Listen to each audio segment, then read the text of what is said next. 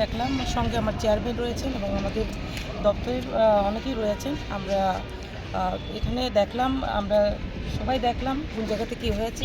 আশা করি আমাদের মেলা প্রাঙ্গণে অতি দ্রুত আমাদের যে কাজ সম্পন্ন হয়ে যাবে। পাশাপাশি আমরা আজকে আবারও আমরা বসবো কী কী ঘাটতি রয়েছে কিনা, কতদিনের মধ্যে কমপ্লিট হবে, এখনই আমরা আবারও বসবো।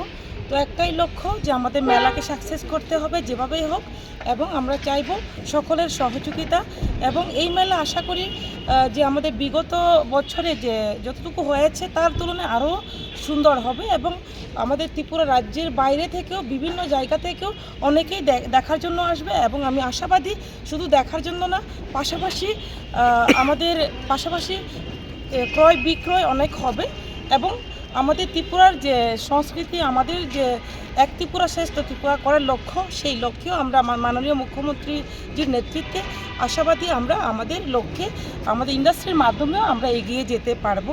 তো আজকে তার জন্যই মেলাকে সাকসেস করার জন্য আজকে এখানে পরিদর্শন করা, পাশাপাশি আমরা একটা আলোচনা রেখেছি।